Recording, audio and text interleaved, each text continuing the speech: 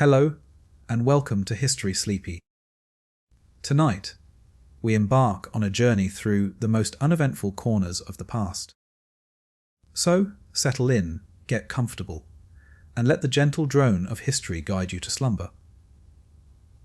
But before we begin, please remember to like this video and subscribe to the channel for more incredibly dull tales. Now, let's begin.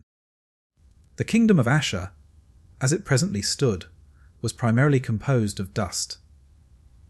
Not the interesting, swirling kind of dust that might catch the light in a dramatic shaft, but a fine, pervasive grey powder that settled evenly on everything and was generally unremarkable.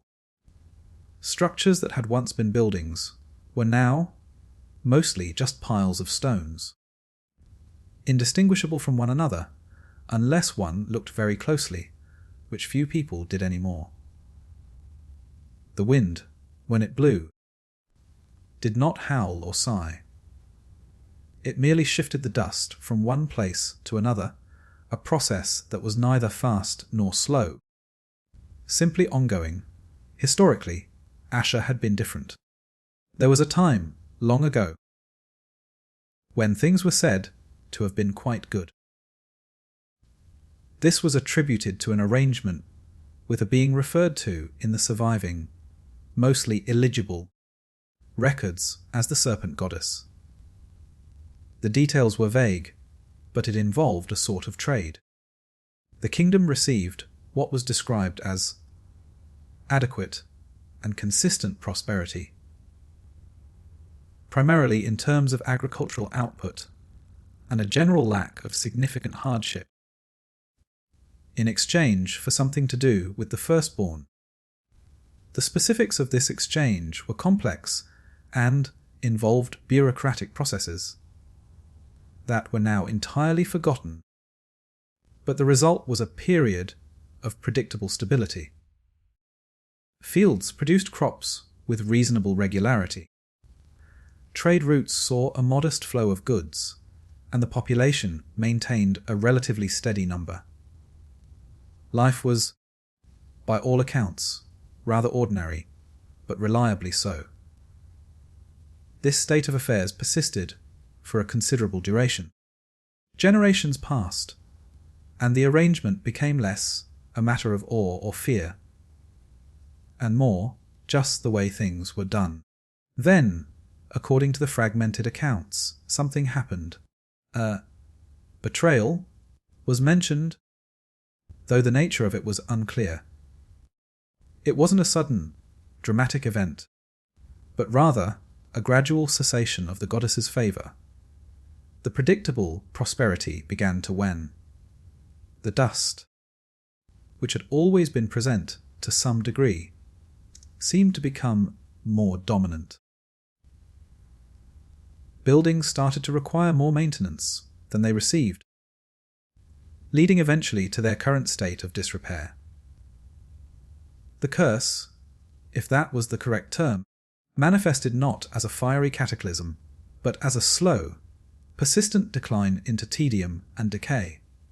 Now, residing in one of the less ruined sections of what might once have been a palace, was the individual currently identified as the princess.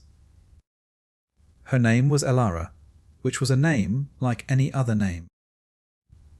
Her days were largely spent in the examination of dusty scrolls and brittle pieces of parchment, attempting to decipher the faded script that detailed the aforementioned arrangement and the subsequent decline. It was a tedious task, involving much squinting and the occasional need to brush away the ever-present dust. The hope, such as it was that somewhere within these uninteresting documents lay instructions for forgotten rituals. The purpose of these rituals was supposedly to appease the goddess, thereby potentially altering the current state of affairs, which was, as noted, primarily dusty and uneventful.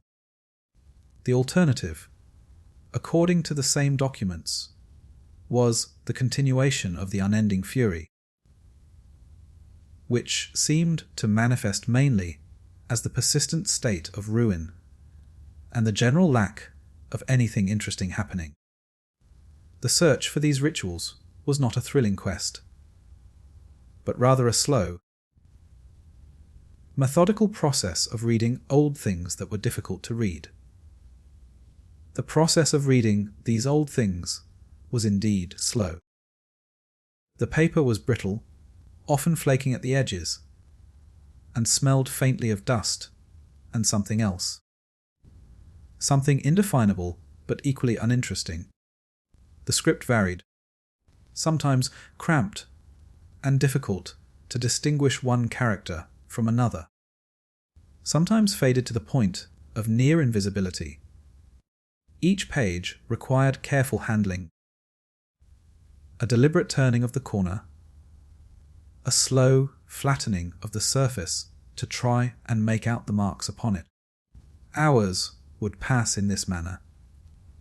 The light in the room, whether natural from a window or artificial from a lamp, would shift or remain constant, illuminating the same dusty motes, dancing in the air, and the same piles of old, unyielding documents. The silence was usually broken only by the rustle of paper, the occasional sigh that escaped from sheer lack of anything else to do, or the distant, unremarkable sounds of the world outside, which seemed to possess its own, equally persistent monotony. Sentences were deciphered word by word, sometimes letter by letter. The language was archaic, full of terms that required cross-referencing with other, equally old and equally dull texts, a process that added another layer of slowness to the already glacial pace. Often, after painstakingly piecing together a phrase or a paragraph, it would turn out to be a description of agricultural practices that were no longer relevant, or a list of names of people long forgotten, or simply a repetition of something already read elsewhere. There were no sudden revelations, no hidden clues that leaped from the page, only a steady, unyielding stream of information that was, for the most part, utterly without consequence to the task at hand. The search for rituals, specifically, involved sifting through endless descriptions of daily life, administrative records, and philosophical musings that circled around abstract concepts without ever landing on anything concrete or actionable. It was like searching for a particular grain of sand on a very large, very beige beach, using a sieve with holes that were mostly too large or too small. The hands would grow stiff, the eyes would ache, and the mind would wander, only to be pulled back to the same page, the same difficult script, the same pervasive sense of nothing happening.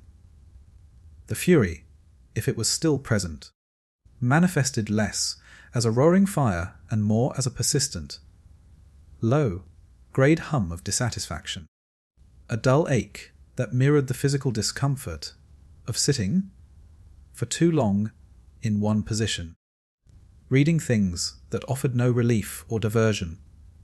And so the reading continued, page after page, day after day, in a slow, uneventful progression that seemed destined to go on indefinitely. The turning of the page was a small, repetitive action. A finger would lift, make contact with the corner of the thin paper, and apply a gentle pressure. Then, a slow sweep, guiding the sheet across the spine of the book, revealing the next block of text. The rustle was barely audible, a faint whisper in the quiet room, and then the eyes would refocus, settling on the first line of the new page, beginning the slow, deliberate process of absorbing the words. Each word followed the last, forming sentences that conveyed information of a generally unremarkable nature. Dates, names, locations, facts presented without flourish or urgency. The mind processed them, or perhaps merely registered them, in a continuous, low, level hum. The ache in the lower back persisted, a dull, constant pressure that seemed to seep into the bones. Shifting position offered only temporary, minimal relief. The shoulders felt tight, the neck stiff. The eyes, though focused on the page, felt dry and slightly gritty. Blinking provided a momentary blur, a brief respite before the text swam back into focus, demanding attention that felt increasingly like a burden. The weight of the book in the hands, or resting on the table, was a constant, minor presence, neither heavy enough to be truly burdensome nor light enough to be forgotten. The light from the window shifted, gradually throughout the day, moving from a pale, cool illumination in the morning to a warmer, more slanted glow in the afternoon. Dust motes danced in the stronger beams, tiny specks suspended in the still air, their movement imperceptible unless observed closely, which rarely happened. The room remained otherwise unchanged. The same furniture occupied the same spaces. The air held the same faint, stale scent of old paper and settled dust. Hours passed, marked not by significant events, but by the accumulation of turned pages and the deepening of the shadows in the corners of the room.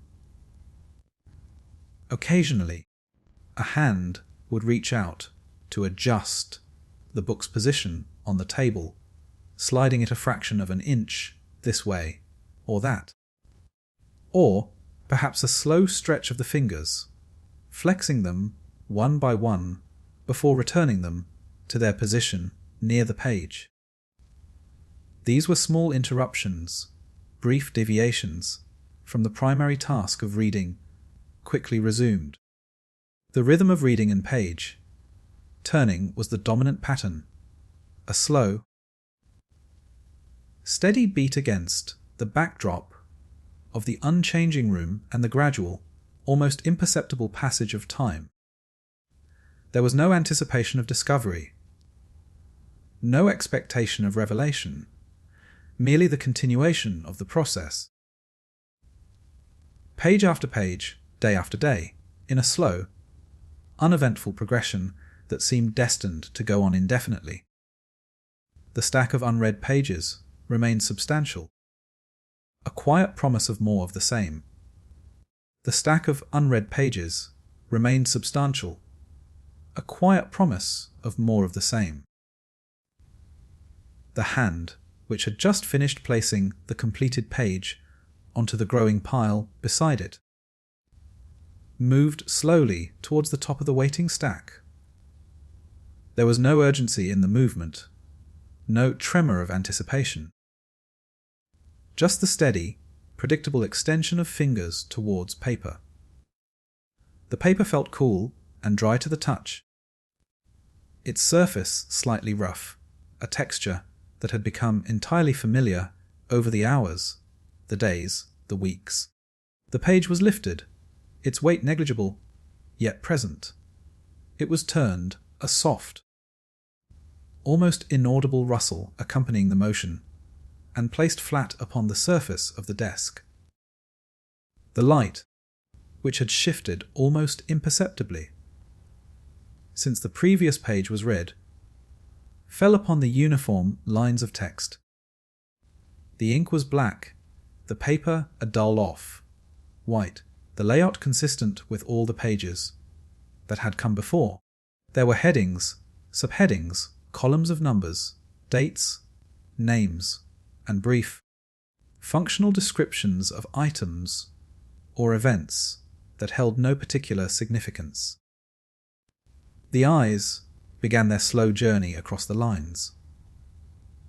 They moved from left to right, then dropped down to the next line, repeating the pattern. The words registered, one after another, forming sentences that conveyed simple, factual information.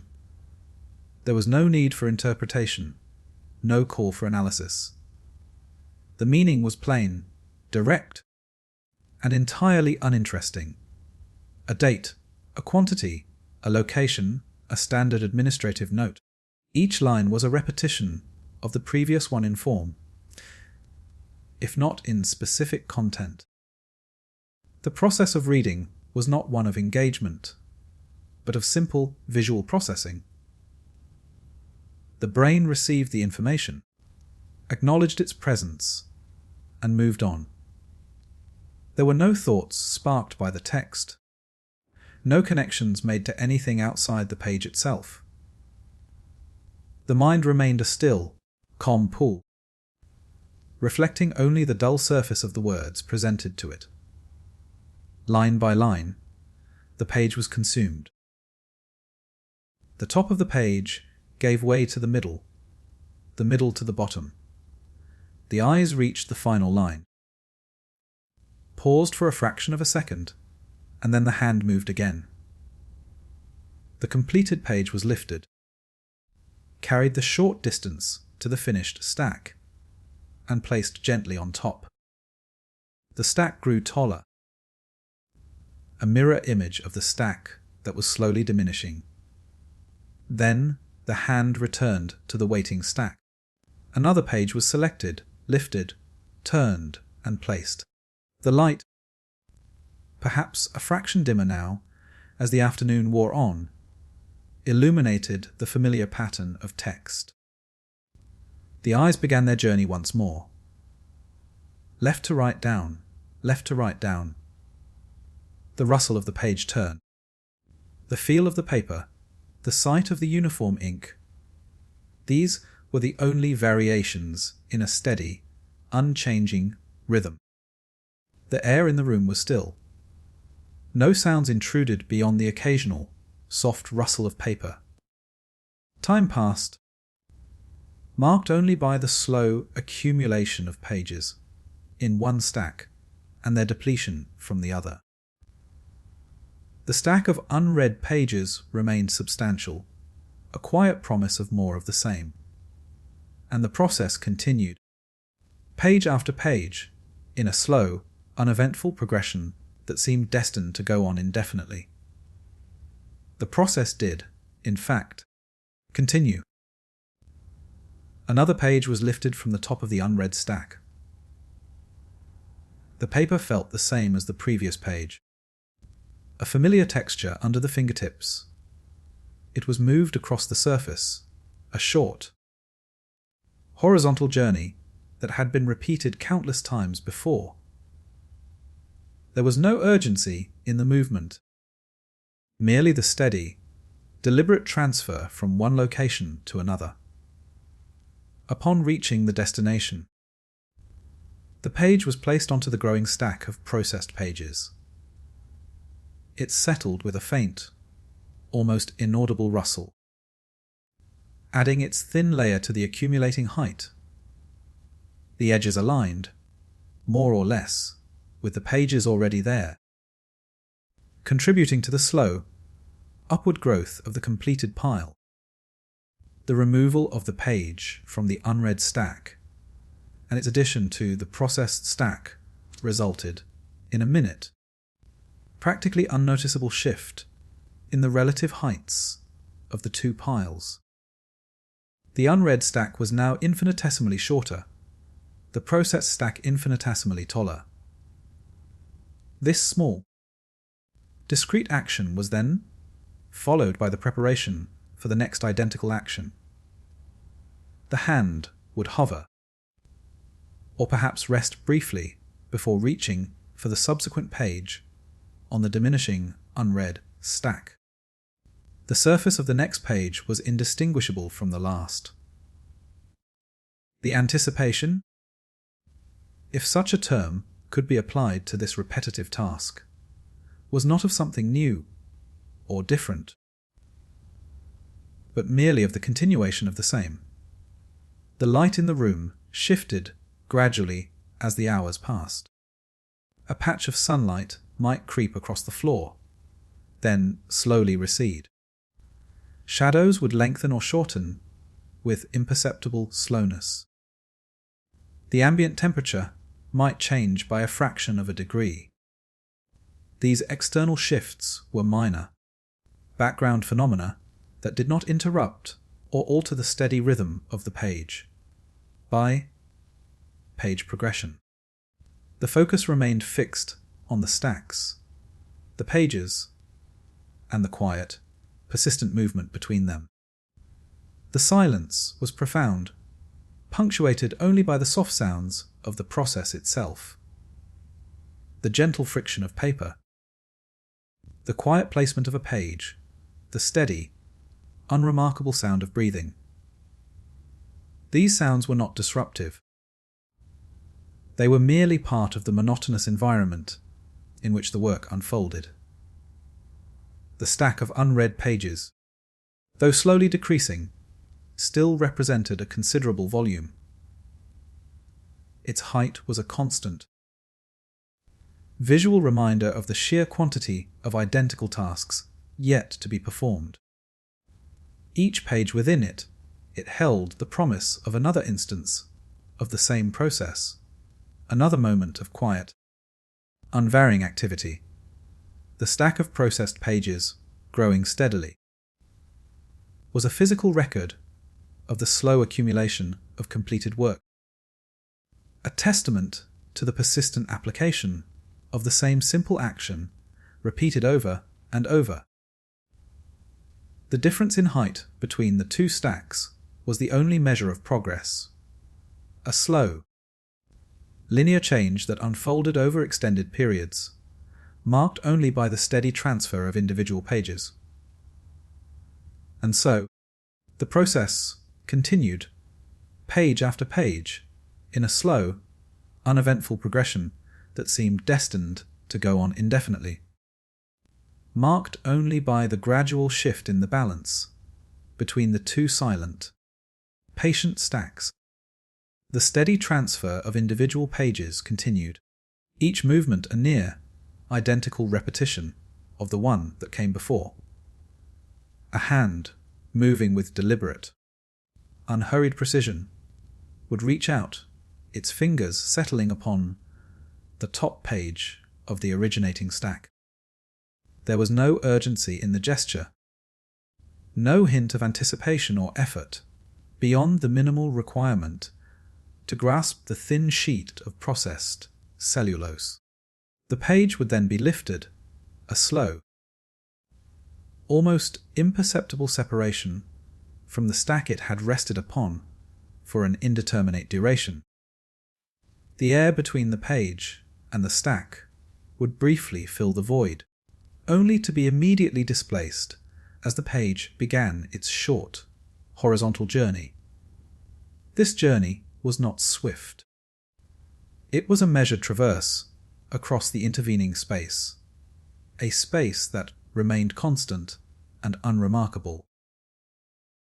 The page would drift, not with the lightness of a leaf on the wind, but with the controlled, predictable trajectory of an object moved by a steady, external force. There was no rustle of excitement, no dramatic flap or sudden descent, just the quiet, consistent movement from point A to point B. Upon reaching the destination stack, the page would be lowered. This lowering was as uneventful as the lifting and the traverse. It was a gentle settling, the page aligning itself with the others already present in the receiving stack. There was no snap as it found its place, no significant sound to mark its arrival. Perhaps a faint, almost inaudible whisper of paper against paper.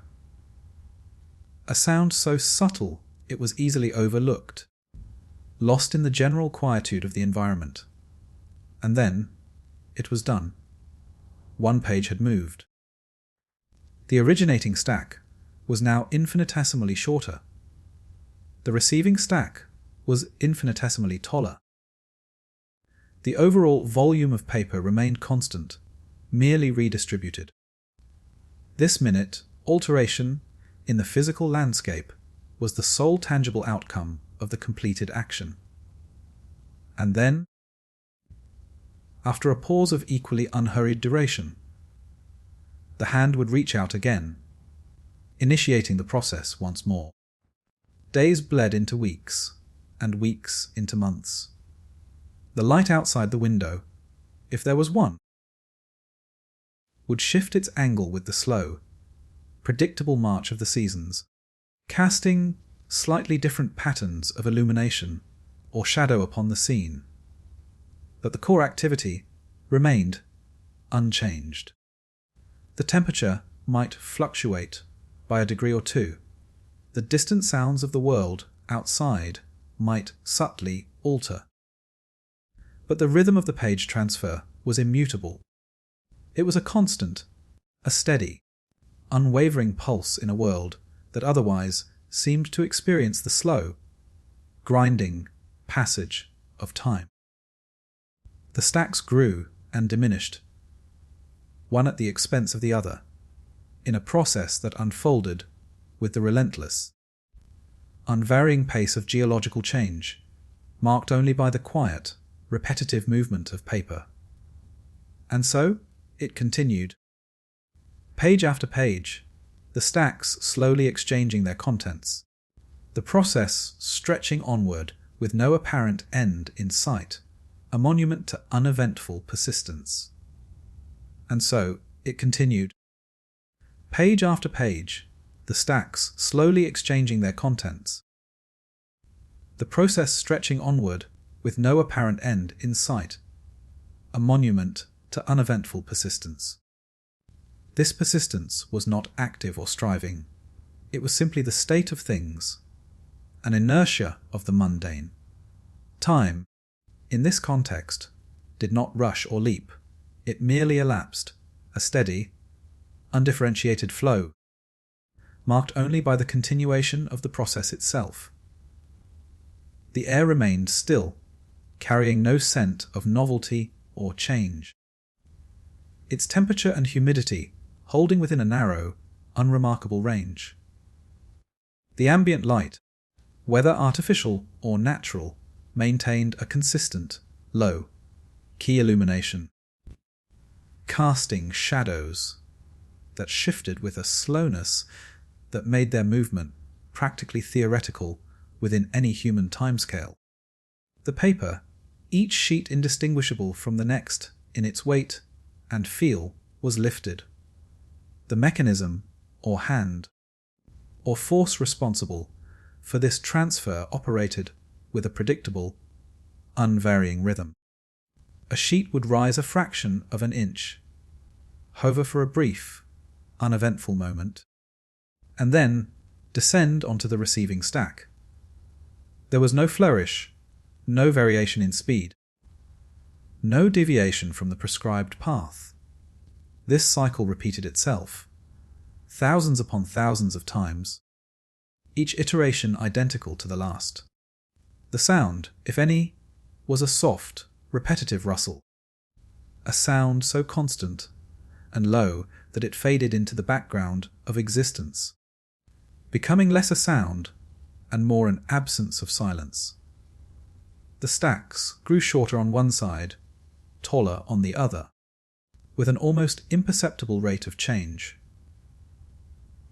A process measured in paper thickness, rather than geological strata, and the process continued, without pause, without incident, a quiet, relentless march of paper from one place to another, forever the same, forever continuing.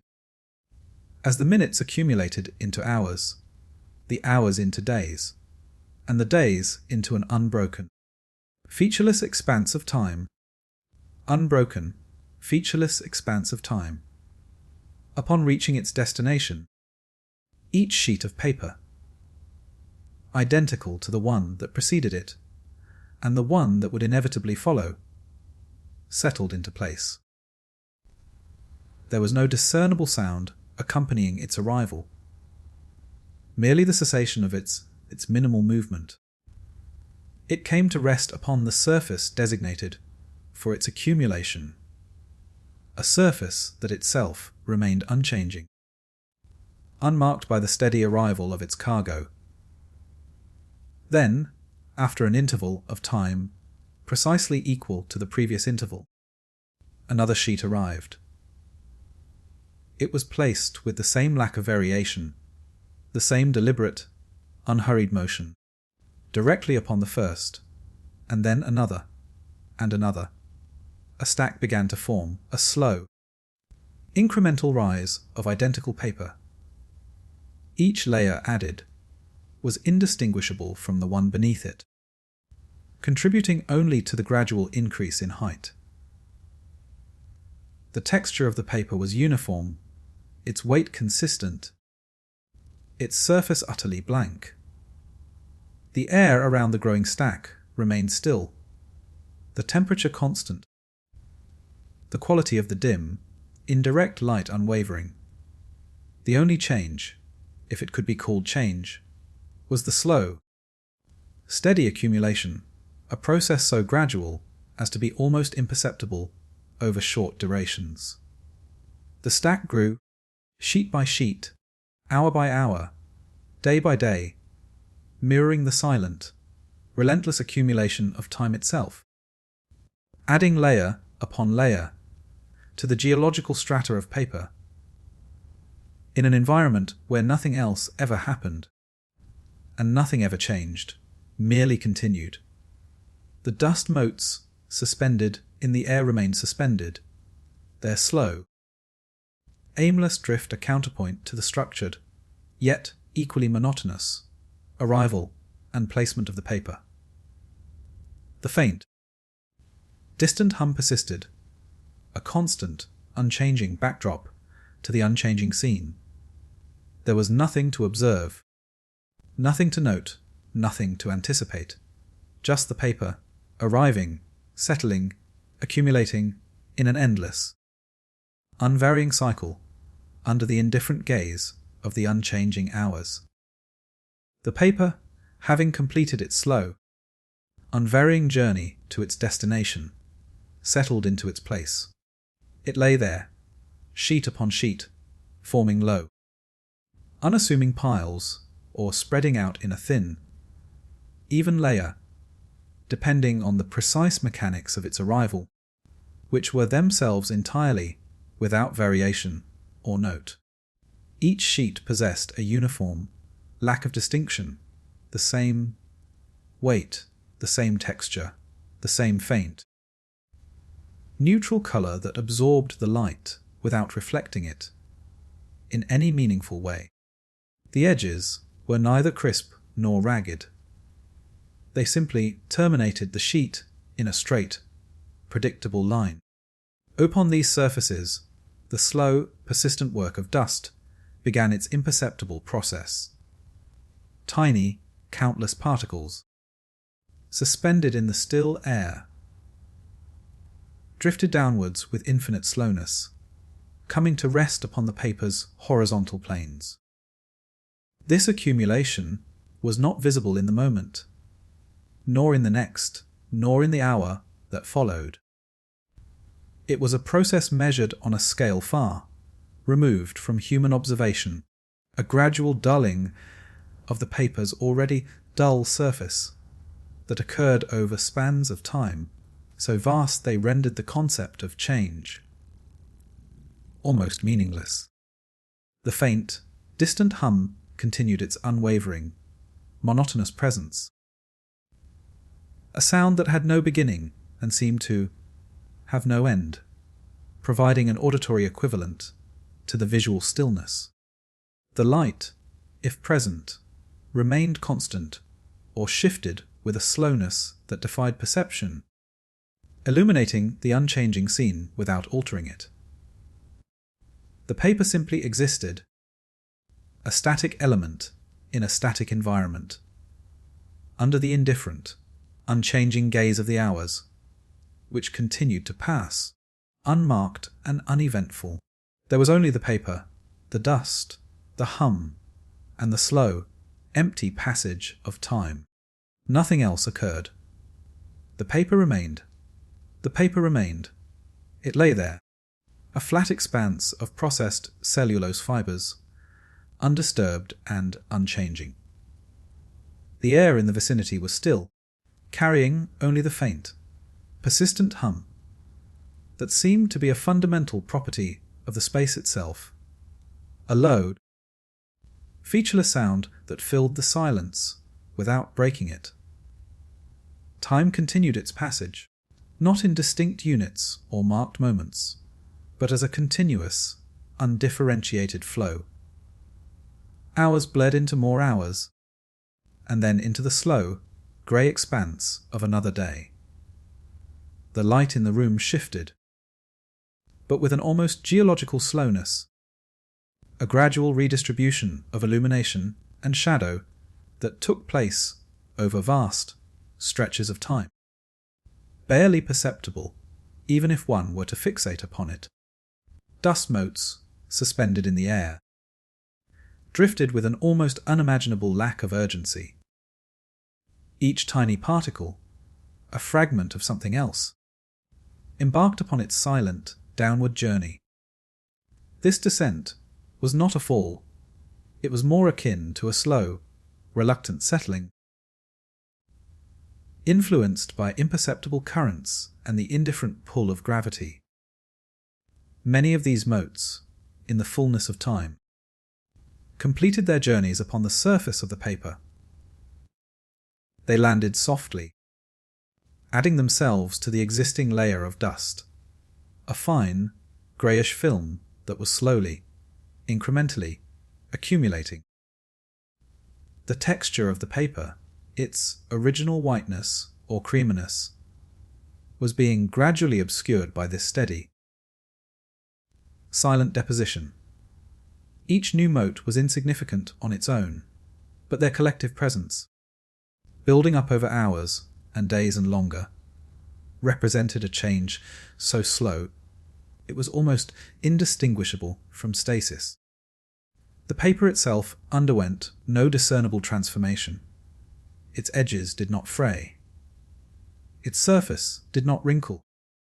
It simply lay there, a passive recipient of the slow, silent processes occurring around it.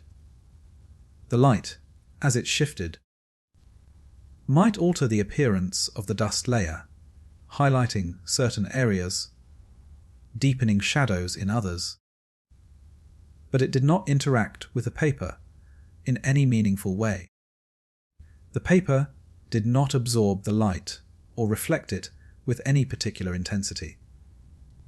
It was merely present, under the light, under the dust, under the hum.